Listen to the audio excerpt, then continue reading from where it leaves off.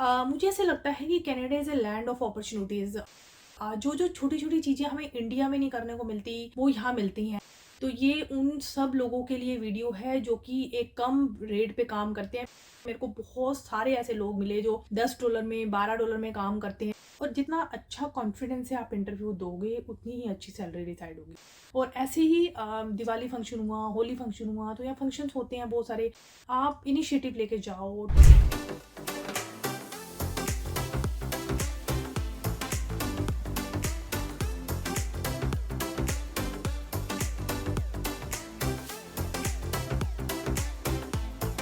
तो welcome back to my channel. ये जो नेक्स्ट वीडियो है ये मैं लेकर आई हूँ उन सभी स्टूडेंट्स के लिए, उन सभी न्यू कमर्स के लिए, उन सभी लोगों के लिए जो कि कनाडा आके स्ट्रगल कर रहे हैं अपनी डे टू डे लाइफ में। और बहुत सारी छोटी छोटी अपने एक्सपीरियंस शेयर करना चाहूँगी आपसे, ताकि आपको भी मोटिवेशन मिले। और ये मोटिवेशनल ही वीडियो है। मुझे ऐसे लगता है कि Canada is a land of opportunities. जो छोटी छोटी चीज़ें हमें इंडिया में नहीं करने को मिलती, वो यहाँ मिलती हैं। आपको यहाँ पर एक फिक्स रेट है किसी भी काम करने का। आप कुछ भी काम कर रहे हो ना, आपको एक मिनिमम रेट मिलेगा ही मिलेगा। तो ये उन सब लोगों के लिए वीडियो है जो कि एक कम रेट पे काम करते हैं। मेरे को बहुत सारे ऐसे लोग मिले जो $10 में, $12 में काम करते हैं, $13 में। मैंने उनसे पूछा कि मैंने कहा आप रेस्टोरेंट में काम करते हो, अच्छा क्या रेट है? कहते 10, मैं $12 ले रहा हूँ। तो मैंने कहा अच्छा आपका स्टेटस करे वर्क परमिट? तो मैंने कहा यहाँ तो 15.5 रेट है। कहते बस मैंने कहा बट मिनिमम रेट तो आपको लेना ही चाहिए। तो उन्हें ये डर लगता है, उनको इनसिक्योरिटी ये होती है कि पता नहीं हमें जॉब मिलेगी कि नहीं मिलेगी। सबसे पहले ये डर अपने अंदर से निकाल दो।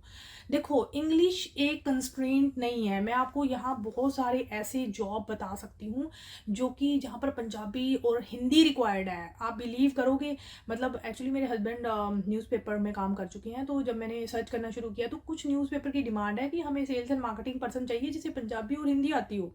मतलब व्हाट अ सरप्राइजिंग थिंग कि उन्हें ये दोनों चीज़ें रिक्वायरमेंट है। तो this is a language, this is a language of communication. आप अगर आपको इंग्लिश नहीं आती है तो ये आपकी एक वीकनेस नहीं है, ये कम्युनिकेशन का जरिया होता है। अगर आप पंजाबी अच्छी बोल लेते हो तो आप पंजाबी बोल लेते हो, आप हिंदी बोल लेते हो तो आप हिंदी बोल लेते हो। तो ऐसा नहीं है कि आपकी वीकनेस है। हाँ, आप उस चीज़ को सीख सकते हो जहाँ पर इंग्लिश की रिक्वायरमेंट है। धीरे धीरे एक्सेंट आता है। ऐसे मैं कई लोग जानती हूँ जो कि 2 साल में जो ठेठ पंजाबी बोलते थे वो आजकल अच्छी वाली इंग्लिश बोलते हैं। तो वो लर्निंग होती है ना, वो धीरे धीरे आप लर्न करते हो और फिर करते हो आगे। तो आपको इस चीज़ में घबराना नहीं है। सबसे पहली बात है, वो आपने वीडियो देखा ही होगा कि सबसे पहले तो आपने घबराना नहीं है। तो घबराना तो होता ही नहीं है। और सबसे बड़ी बात है, जब आप ये चीज़ सोचो कि जब हम किसी गोरे से बात करते हैं तो गोरे को तो सिर्फ इंग्लिश आती है, हमें तो हिंदी भी आती है, पंजाबी भी आती है, हम थोड़ी बहुत सिंधी और बंगाली भी बोल लेते हैं, केम छो एंड ऑल। तो हमारे पास तो बहुत सारी लैंग्वेजेस है, उसको तो सिर्फ इंग्लिश आती है। हम हिंदी कितनी कॉन्फिडेंटली बोल लेते हैं, पंजाबी कितनी अच्छी बोल लेते हैं। तो वो आपने ये चीज़ नहीं सोचनी है। आपको अगर इंटरव्यू देना है, आप कॉन्फिडेंटली इंटरव्यू दोगे। आपके पास 5, 6, 7, 8 अच्छी अच्छी ऐसी कम्युनिकेशन की बातें होनी चाहिए। अपने बारे में बताओ, व्हाट आर योर स्किल्स, आप क्या कर सकते हो। वो सारी चीज़ें आप प्रिपेयर करके जाओ। अगर आपको इंग्लिश में इंटरव्यू देना है तो उसमें चीज़ में घबराने वाली बात नहीं है। और जितना अच्छा कॉन्फिडेंस से आप इंटरव्यू दोगे, उतनी ही अच्छी सैलरी डिसाइड होगी।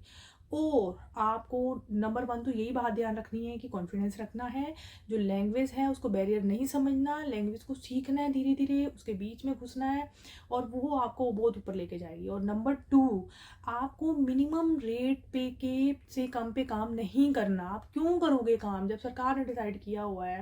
गवर्नमेंट कहती है कि जी आपको इतने मिलेंगे यहाँ पर। जब रेंट उसके हिसाब से डिसाइड हुआ है, आप रेंट दे रहे हो, आप यहाँ के टैक्स पे कर रहे हो, तो आप कम रेट पे क्यों काम करोगे? सबसे पहले कम रेट पे बिल्कुल काम नहीं करना है। नंबर 2 ये हो गया। और नंबर 3, एक्सप्लॉयटेशन कभी सहन नहीं करनी आपको। कि आपको लग रहा है कि आप एक्सप्लॉयटेशन हो रही है आपके साथ, तो मत सहन करो। आप बोलो, आपको आपको लग रहा है तो उसके खिलाफ आवाज़ उठाओ। मतलब मेरा लक था कि हाँ मेरे को बहुत अच्छे एम्प्लॉय मिले, बट मेरे को कई लोग मिलते हैं और मैं देखती हूँ कि मार्केट में एक्सप्लॉयटेशन बहुत है। क्योंकि कनाडा में क्या हो रहा है कि लेबर की शॉर्टेज तो है ही है, बट लोग भी बहुत सर्च कर रहे हैं जॉब वगैरह।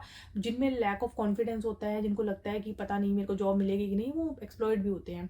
तो वो चीज़ नहीं सोचनी है आपको। आप में कुछ तो स्किल होगी, अच्छा, मैं एक सिंपल सा एग्जांपल देती हूँ कि हम ब्यूटी पार्लर जाते हैं एक छोटी सी थ्रेडिंग करवाने, तो थ्रेडिंग मुझे नहीं करनी आती है, मुझे फेशियल नहीं करना आता, तो ये उस लड़की की स्किल है। जबकि आप उसको जिस मर्जी नज़रिए से देखो, कैसा काम है कैसा नहीं है, वो उसकी स्किल है कि वो इतनी अच्छी थ्रेडिंग कर लेती है, उसी स्किल के तो उसको पैसे देने हैं, है ना। तो आप ब्यूटी पार्लर का काम जानते हो, आप प्लम्बरिंग का काम करके आए हो पीछे से, आपको ड्राइविंग आती है, आपको कोई भी ऐसा काम आता है, पहले उसको सर्च आउट करो और उससे रिलेटेड जॉब मार्केट में ढूंढो। फोर्थ बात मैं आपको कहना चाहूँगी कि आप अपनी कम्युनिटी के लोगों से जुड़ो, अपनी कम्युनिटी और किसी और कम्युनिटी की भी। अब मैं यहाँ पर बहुत सारे ऐसे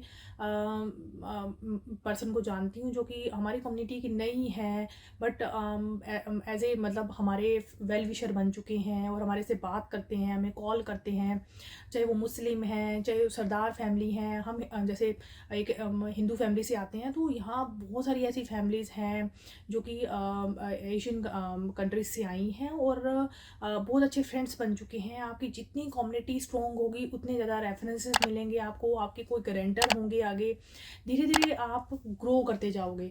तो जितना ज़्यादा कम्युनिटी के अंदर जाओगे, जितना ज़्यादा लोगों से मिलोगे जुलोगे, बात करोगे, पार्टीज़ में जाओगे, जितना ज़्यादा घुसोगे, जैसे बीच में करवा चौथ आया तो हम मंदिर गए, घर में भी पूजा कर सकती थी मैं, तो लोगों से वहाँ पर मिले, मतलब अलग अलग डिफरेंट टाइप के लोग मिलते हैं। एक लेडी मुझे मिली और वो ओकविले की थी, उन्होंने नंबर शेयर किया, हमने बात की। और ऐसे ही दिवाली फंक्शन हुआ, होली फंक्शन हुआ, तो यहाँ फंक्शंस होते हैं बहुत सारे, आप इनिशिएटिव लेके जाओ। तो जितना लोगों से बात करोगे, जितना कम्युनिटी अपनी कम्युनिटी में जाओगे या दूसरी कम्युनिटी में भी जाओगे, उतनी ज़्यादा नॉलेज मिलेगी और उतना ही इस कंट्री को एक्सेप्ट करने में आपको ईजी लगेगा। Number 5, last but not the least, आपको जब भी आप मिस करते हो अपने रिश्तेदारों को, अपने माँ बाप को, अपने घर वालों को, तो अपने मन को बहुत ही स्ट्रॉन्ग बनाने की यहाँ पर ज़रूरत है। आप मेडिटेशन कर सकते हो। आपको पता है कि ये आपकी लाइफ जर्नी है, बहुत ही इंपॉर्टेंट है। तो आपने आपको मोटिवेशन देने के लिए आप बहुत सारी एक्टिविटीज़ यहाँ पर ज्वाइन कर सकते हो जिसमें बिजी रह सकते हो।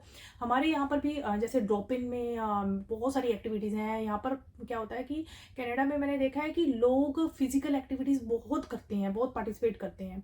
तो इंडिया में इतनी ज़्यादा नहीं है। मैं अभी हस्बैंड से बात कर रही थी, हम चंडीगढ़ जैसे शहर में रहते थे, वहाँ पर सोना बाथ वगैरह फैसिलिटीज़ हमने कभी नहीं देखी कि हम पेड पे ही वहाँ पर जा सकें। और यहाँ इतनी इजीली हमें मिल गई, मतलब $5 से $10 में, मतलब $4.48 शायद टिकट थी और हम दोनों गए थे। हमें $10 टोटल पे किए। $10 मतलब $10 क्या होते हैं, ₹600 में हम 1.5 आवर सोना बाथ था वहाँ पर, पूरा स्विमिंग पूल था और वहाँ पर छोटी छोटी गेम्स भी थी, राइड्स भी थी।